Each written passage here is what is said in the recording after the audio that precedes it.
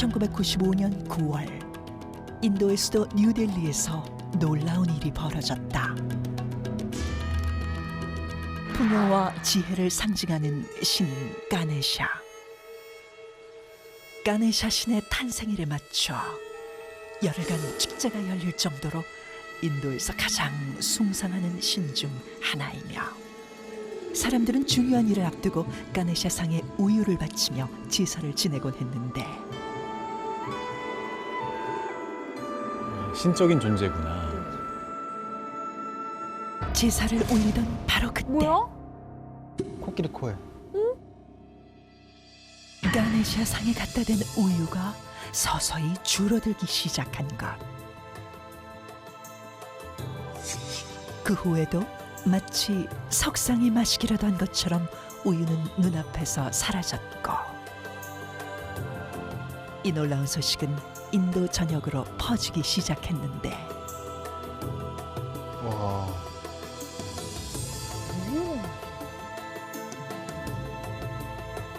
소를 숭상하는 힌두교에서는 우유 역시 신성한 액체로 여겼고, 때문에 가네샤 상이 우유를 마시는 기적과도 같은 이 현상을 사람들은 밀크 미라클이라 불렀다. 우유만 먹는 건가? 다른 물이나 그런 건 안 마시나? 궁금하네요. 그러게, 그것도 궁금하다, 진짜. 믿을 수 없는 일은 여기서 끝이 아니었다. 이러한 현상이 인도뿐 아니라 전 세계의 힌두교 사원에서 일어난 것이다. 심지어 가네샤가 아닌 일반 석상에서도 아, 진짜로? 동일하게 나타나기 시작했는데, It's a miracle. I think it's to do with the state the world's in at the moment. And I think that for some reason the gods are hungry and the people are suffering. I couldn't believe it. I thought I was going to see it for myself, and I just saw it for myself. It's absolutely amazing. 영국, 미국, 캐나다 그리고 홍콩에 이르기까지 그 수만 20곳이 훌쩍 넘었고, 이러한 현상은 2달가량 이어지다 서서히 모습을 감추었다. 한시적으로만 저런 현상이 있어.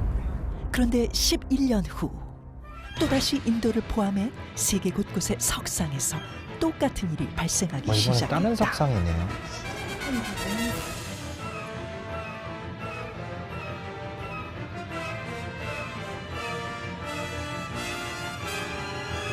우유를. 뭐야? 진짜. 이번에는 하루 동안 무려 10리터의 우유가 사라졌는데, 하루에 10리터? 10리터는 굉장히 많은 양인데? 살아있는 듯이 우유를 마시고 피와 땀을 흘리는 석상들. 과연 신이 보여준 신비한 기적일까? 아니면 인간의 상상력이 만들어낸 허구인 것일까? 작가님, 화학적으로 어떻게 이게 증명이 될까요? 화학이라면 상당히 간단하게 아는 부분을 설명할 수 있습니다. 일단 쉬운 거부터. 뭐죠? 쉽지만 강한 거부터. 어. 피눈물 한번 설명해 보겠습니다. 너무 궁금해. 피눈물 한번 설명해 보겠습니다. 너무 궁금해. 일단 여러분.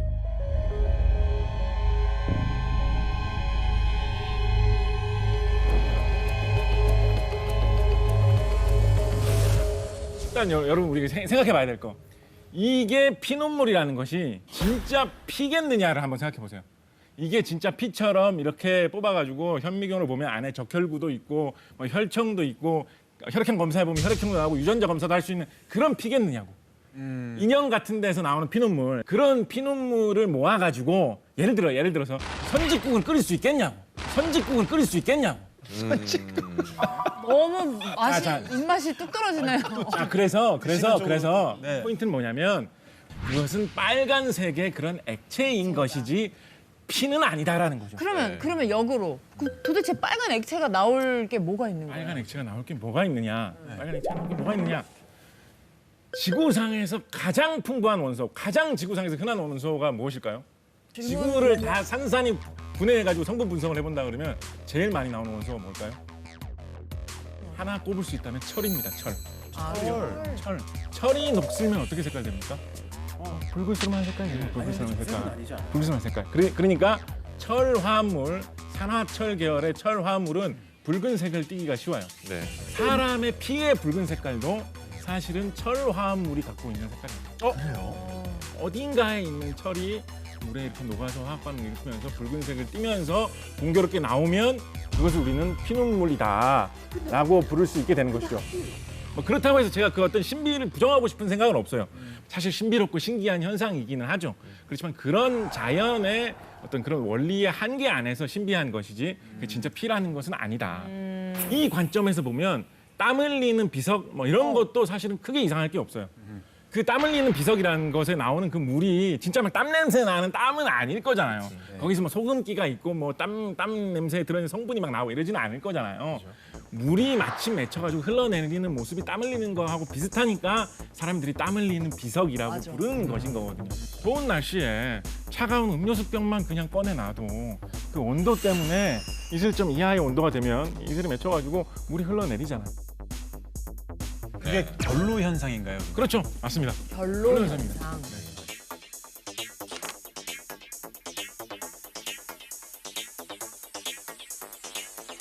그러니까 마침 주변에 어느 정도의 습도가 갖추어져 있고 비석이 유독 차가우게 될 수 있는 재질이라고 한다면 거기에 물방울이 맺혀서 흘러내린 건 사실 땀 이상할 게 없죠. 자, 그러면 그 우유를 마시는 석상 있잖아요. 네네. 우유에 어떤 특별한 성분이 있는 걸까요? 우유를 마시는 석상은 사실 좀 저도 진짜 신기하긴 한데 제가 생각하는 우유를 마시는 가네샤 석상의 비밀은 바로 돌의 성질에 있습니다.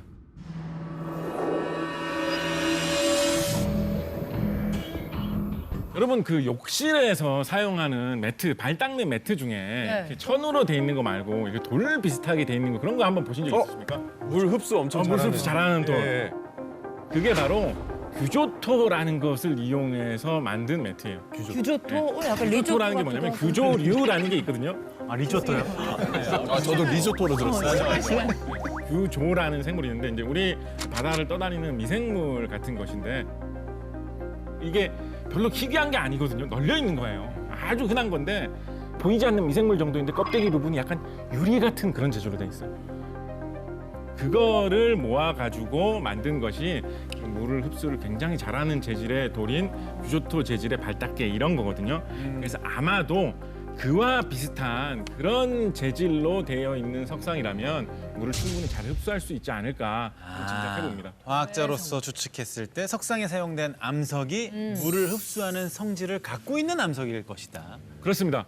조각상 만드는데 많이 쓰이는 돌이다 하면 대리석 많이 생각하잖아요. 네네네네. 대리석은 우리 그거 뭐 반질반질하고 물을 뭐 잘 안 흡수하고 이렇지 않나 이렇게 생각하기 쉬운데 대리석도 그 겉면을 가공하고 코팅하기 전에 생 대리석 재질을 그대로 쓰는 경우에는 이 다공성이라고 하죠. 구멍이 미세한 구멍이 많아가지고 물을 상당히 흡수한다라고 해요. 네. 자, 화학자 입장에서는 우유 마시는 가네샤 석상의 비밀이 돌에 성분이 있지 않을까 말씀을 주셨는데 우유 담은 숟가락을 코 밑에 주잖아요. 맞아요. 네. 그러니까 마치 우유가 코를 따고 이렇게 거꾸로 올라가는 듯한 그런 느낌이었는데 이건 어떻게 설명이 되는 건지 궁금합니다. 혹시 이번에는 물리학 입장에서 말씀을 부탁드려도 될까요?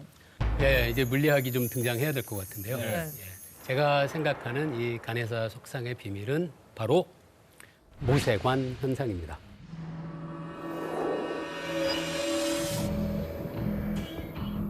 모세 혈관은 저희가 알고 있는데 예, 사실 맞아요. 비슷한 얘기입니다. 모세라는 게 이렇게 작은 관을 이야기하는 거거든요.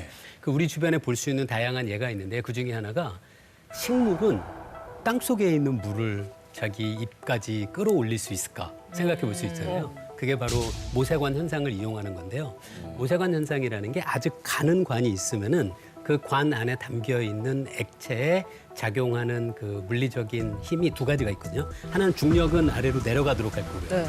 그 다음에 관의 표면에 물이 붙고 싶어 하거든요. 물이 그 응집력 때문에 그래요. 물 분자들 사이에. 그러면 이 내려가려고 하는 중력에 비해서 위 방향을 향하는 관에 붙으려고 하는 힘이 강해지면 그러면 물이 거꾸로 올라가는 걸 볼 수 있어요.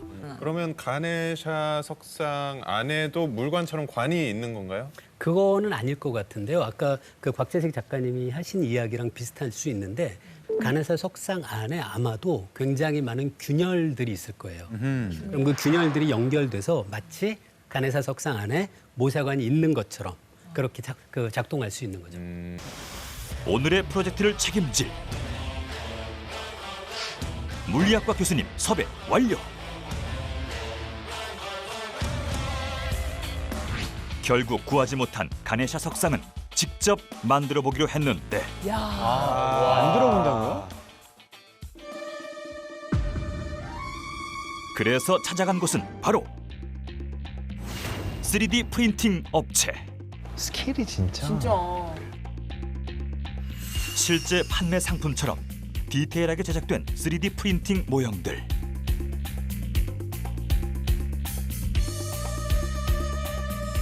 그렇다면 가네샤 석상도 직접 제작해 볼 수 있지 않을까?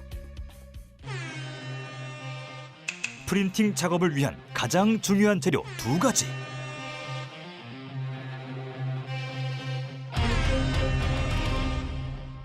조각상 내부의 작은 균열과 얇은 모세관까지 그대로 재현한 3D 도면. 와, 제작을 하셨네요. 여기에 가네샤 석상을 완벽하게 출력해줄 최첨단 프린터까지 준비된 상황. 그리고 프린팅을 위한 핵심 포인트, 바로 레진 용액. 레진 용액? 액체로 된 레진에 자외선을 쏘면 레진이 단단히 굳게 되고 견고하고 정밀한 가네샤 석상이 탄생하게 되는데, 모든 준비는 끝났다. 이젠 가네샤 석상을 직접 재현할 시간. 도면을 프린터로 전송한 뒤 출력 버튼을 누르자 자, 이제 나오나요?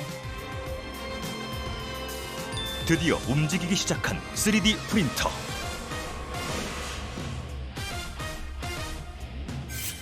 곧이어 뭔가 보이기 시작하는데,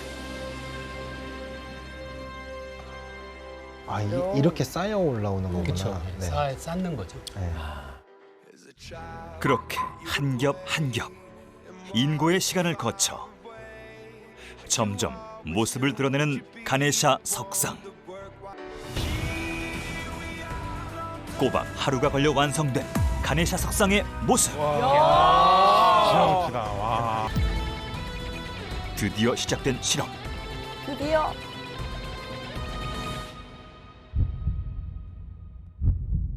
그런데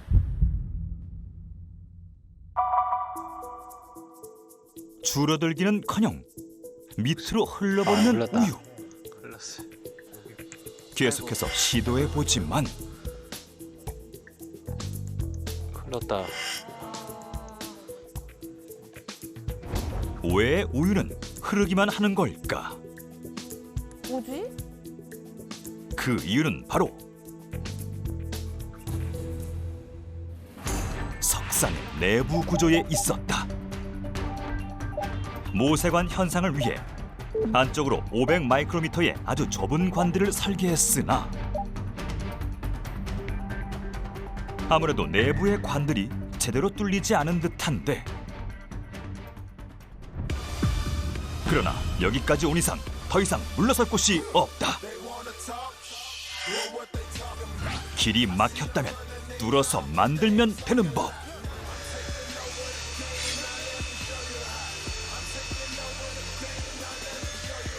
먼저 막혀있던 가네샤 석상의 코 부분과 몸통 안쪽에 좁은 공간을 내준 다음 더 이상의 실패는 없다.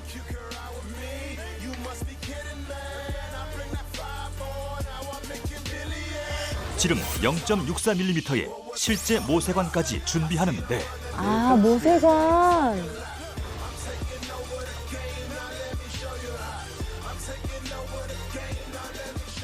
석상 내부에 관이 생긴 듯한 효과를 주기 위해 모세관을 잘라 코 안쪽에 직접 넣어주는데, 수많은 시행착오 끝에 탄생한 가네샤 석상.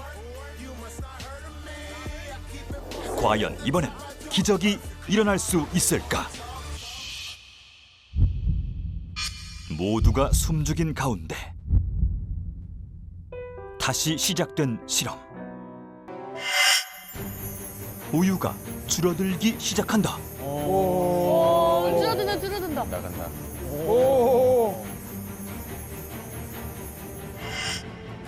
다른 각도에서 봐도 우유가 빨려 올라가는 장면이 분명히 보이는데 모세관. 정말 영상 속 가네샤 석상처럼 수푼이 우유가 단숨에 사라지는 모습. 우유를 마시는 가네샤 석상은 모세관 현상으로 재현이 가능했다. 가네샤 석상에 숨겨진 과학적 비밀은 혹시 모세관 현상이 아니었을까? 강 박사님, 지금 말씀에 의하면 모세관 현상으로 지금 규정을 하시는 건가요? 아니면 또 다른 쪽으로도 생각을 하시는 거예요? 또 다른 가설이 있습니다. 제가 생각하는 가설은 바로 사이펀 효과입니다.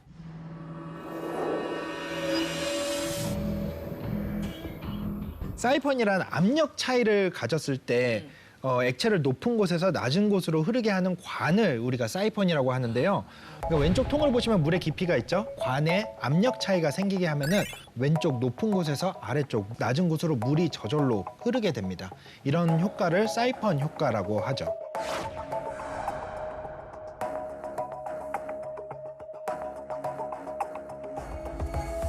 제 기억이 맞다면 어떤 영상에서 저런 거 처음에 저렇게 꽂아 놓으면 안 흐르다가 입을 한번 쪽 빨아주면 그때부터 시작돼요. 그러니까 입으로 쪽 빠는 현상이 관 자체의 압력 차이를 생기게 하는 현상이니까 입으로 쪽 빨면은 관의 압력이 낮아지면서 보시면은 호수를 아래쪽까지 이제 담가놨죠. 호수가 가라앉게 하기 위해서 이제 돌을 묶어놓은 거예요. 쭉 빨아들이는 거는 압력 차이를 생기게 하는 거죠. 멋있다. 한 번 나오기 시작하면은 물은 계속 나오기 시작해요.